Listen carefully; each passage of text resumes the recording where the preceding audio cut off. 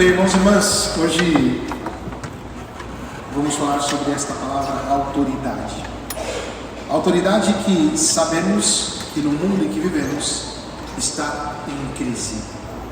Certa vez, um padre de Milão chamado Luigi Giussani ele que é o fundador do movimento Comunhão e Libertação, um movimento muito grande na igreja em vários lugares do mundo. No meeting, que é um grande encontro que tem em Rimini, que é uma cidade litorânea da Itália, ele então foi dar uma palestra neste encontro.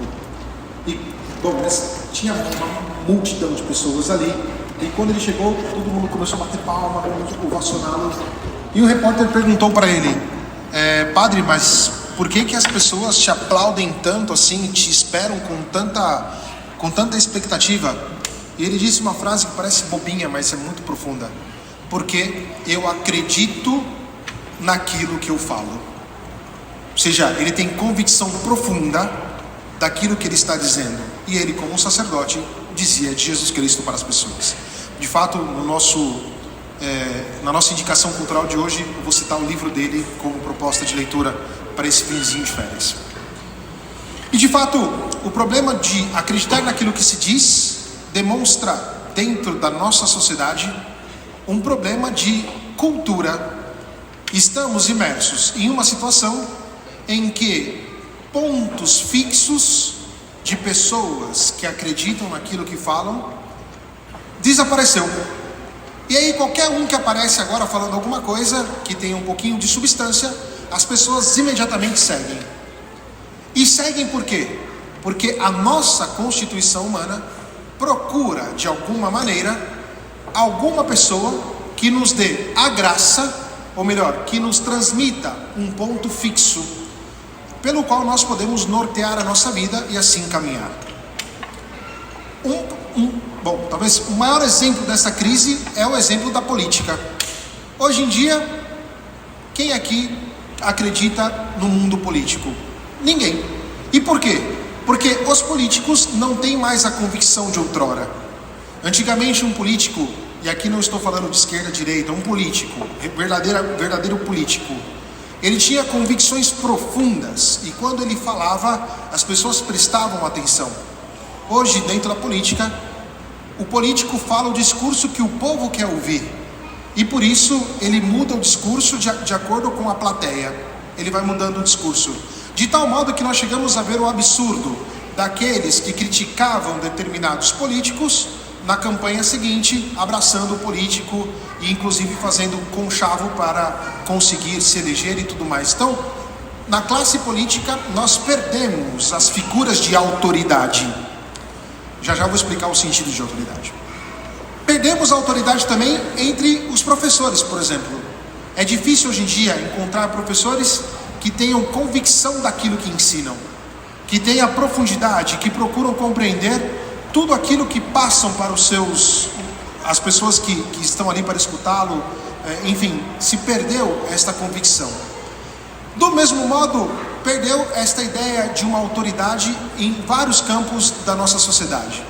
Antigamente, por exemplo, se você for perguntar para o senhor Peugeot, que fez a fábrica Peugeot, ele era um apaixonado por automóveis, apaixonado por mobilidade, e depois que ele faleceu, aquilo que se viu seguir, por exemplo, na Peugeot e em tantas outras empresas de automobilismo, é que a paixão dos seus fundadores meio que se perdeu também e se tornou muito comercial. E chegamos por último na crise de autoridade que existe entre os cristãos. Por quê? Porque nós, nos últimos decênios, vimos uma série de escândalos ao interno da igreja, e disso, de alguma maneira, minou a autoridade daqueles que são os seus chefes, por assim dizer, aqueles que são as suas autoridades, e por isso minou também a vida cristã de muitas pessoas, ou melhor, a vida inteira de muitas pessoas, porque o cristianismo não é só uma questão simples, é algo muito profundo. E a igreja ainda, de alguma forma, ela é o último baluarte de autoridade que existe no mundo. Mas agora nós temos que explicar o que é autoridade. E aí nós vamos partir de Jesus. O povo da Galileia, que estava ali ouvindo Jesus ensinar na sinagoga, intuíram que Jesus possui consigo uma autoridade. Mas atenção, não interpretem errado o que eu vou dizer agora, muito sutil. Jesus, ele não só acredita naquilo que ele diz. Poderíamos dizer inclusive que Jesus não acredita naquilo que ele diz. Jesus é aquilo que ele diz. Eu sou o caminho, a verdade e a vida. Ou seja, aquilo que Jesus fala é ele. Portanto, é uma verdade profunda. Ou seja, não é simplesmente como nós que acreditamos e talvez falamos isso, mas na nossa vida muitas vezes não entra dentro da dinâmica daquilo que acreditamos. Jesus Cristo, quando fala, ele está comunicando ele mesmo, exatamente porque ele é Deus. Portanto, aquilo que Jesus Cristo fala e faz é exatamente aquilo que ele é, portanto, a verdade. E é por isso que aquele povo da Galileia intuiu que em Jesus Cristo tinha algo muito mais profundo. Não era uma conceitualização como os mestres da lei. Os mestres da lei, nós vamos ouvir no Evangelho, são pessoas que sabem muito da Escritura, colocam fardos pesados nas costas dos outros, mas eles não são capazes de carregar. E por que não são capazes de carregar? Porque eles acreditam no conceito, mas não faz com que o conceito se transforme em vida na vida deles. E o que se espera do cristão? Que encontrando Cristo, a palavra do Senhor seja para nós performática, ou seja, que ela entre na nossa vida de tal maneira que nos transforme de maneira profunda a partir de dentro. Em teologuês, na língua teológica, a palavra, o conceito seria performático, ou seja, a palavra de Jesus é tão forte que ela nos performa, ela nos dá uma forma nova. E é tão forte que quando Jesus fala assim, ser curado, a pessoa é curada. Quando Jesus fala para Lázaro, sai para fora, Lázaro sai da tumba. Quando Jesus Cristo vai dizer, seus pecados estão perdoados, os pecados estão perdoados. Portanto, existe uma identificação profunda da pessoa de Cristo com aquilo que ele fala. E isto aqui é autoridade. No grego, a palavra autoridade, e o Evangelho foi escrito em grego, é exousia, ou seja, aquilo que é para fora, e ousia vem de ser, ou seja, a raiz de palavra ousia seria o ser. Então é o ser que se externa, por assim dizer.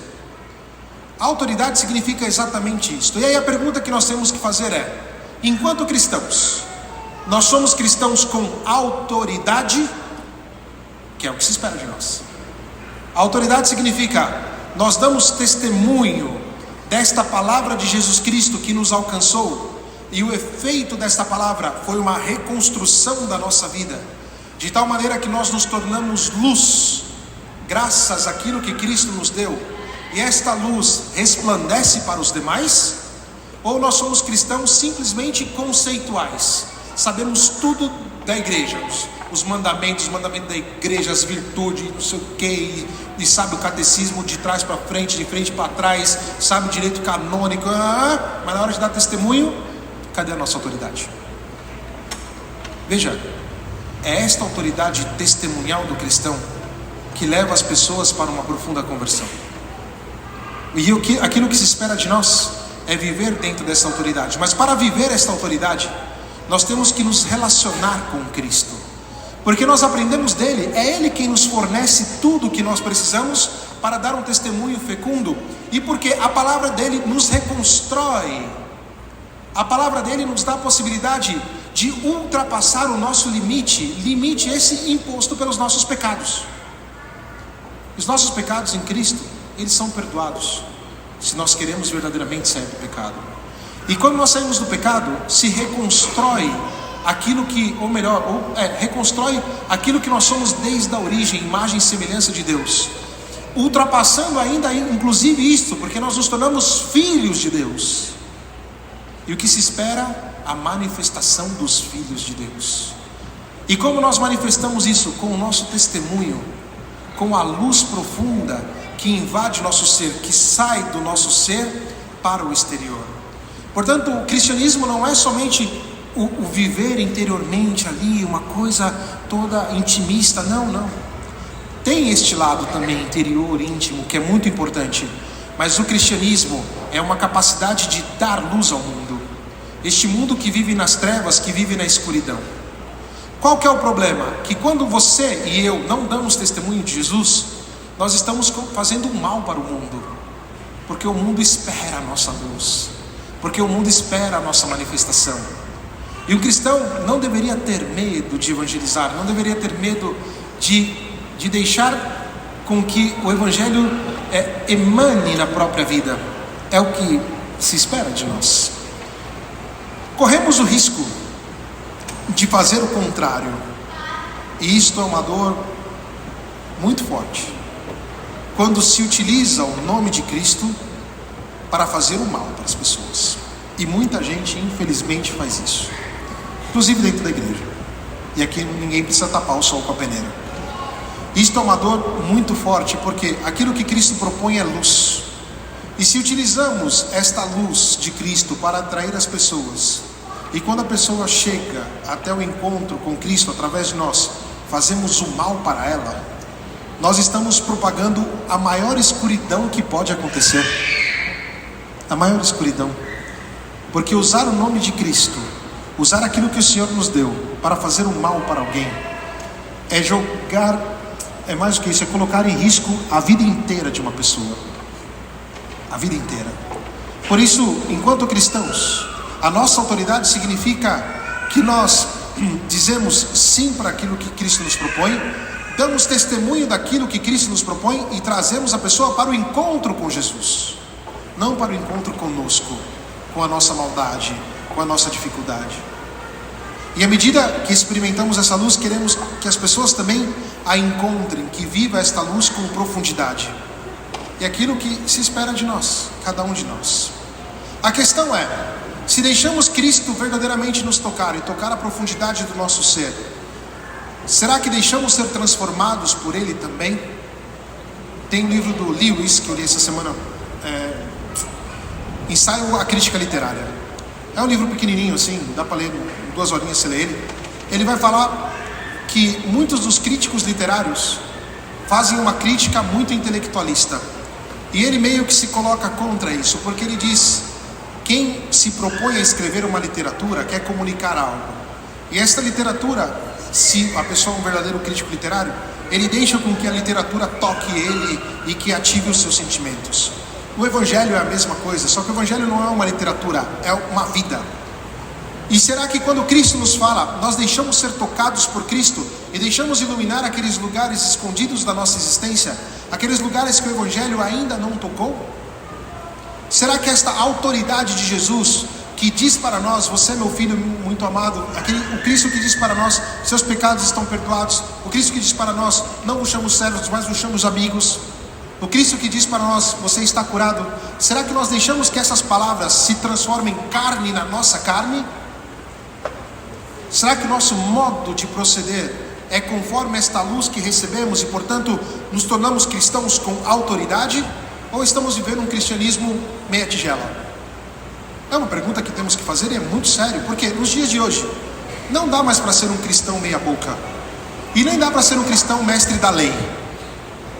Aquilo que se espera de nós é um testemunho forte, um testemunho com a nossa vida. Temos limites? Todos aqui temos limites, e é exatamente por isso que nós vivemos em comunidade. Vivemos aqui para ajudarmos um e o outro a se sustentar e caminharmos juntos no mesmo destino, na mesma direção. E a nossa direção é o Cristo que está aqui hoje, e este Cristo que nos leva em direção ao céu. Ninguém está aqui brincando de casinha.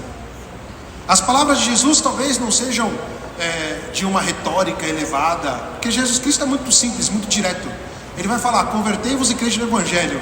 O que tem de atraente nisso? Nada. Ele não vai ficar fazendo campanha de publicidade, coisa. Não, Jesus Cristo é muito direto. Só que o que ele fala diretamente para nós não é vazio. Aquilo que ele fala diretamente para nós é muito profundo, é ele mesmo se comunicando. E esta comunicação é forte exatamente porque ele não fala do alto dos céus. Ele assume a nossa carne e nos fala como amigos, sem perder a divindade, obviamente. E a beleza do cristianismo é exatamente isso. um Deus que se fez carne, que habita no meio de nós e que conversa conosco como amigos e que nos dá as diretrizes para vivermos uma vida, não para vivermos um elenquinho de normas e conceitos e tal, viver uma vida. Obviamente que precisamos nutrir esta vida, e nutrimos essa vida com as práticas cristãs, com aquilo que nós aprendemos da experiência da igreja, dentro da igreja, com os irmãos, e é isto que vai abrindo a nossa vida.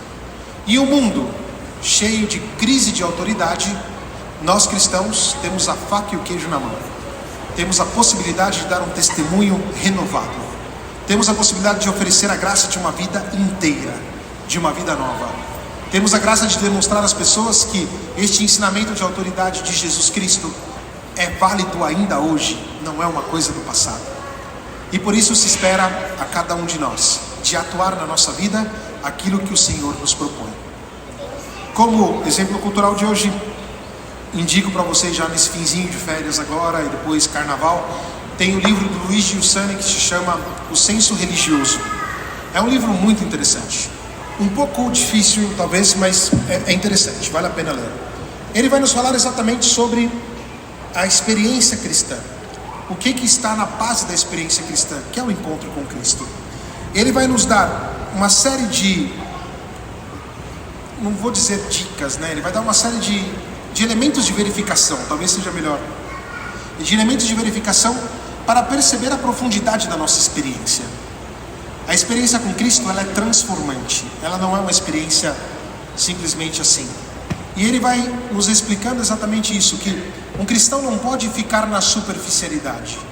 Ele é chamado a colocar em jogo a própria vida e por isso colocar em jogo a própria experiência. E a experiência que o meu irmão, que você faz de Cristo, é muito rica. E ela me comunica algo do Senhor que talvez eu não conheça. E de fato não conheço porque Jesus Cristo fala com você, mas esse Jesus Cristo também fala comigo. Ele nos dá o mesmo destino, mas partindo sempre da nossa experiência pessoal, que se dilui e que se comunica dentro de uma experiência comunitária, a igreja, e que por isso vamos caminhando dentro de uma mesma direção até a eternidade e o céu que nos espera.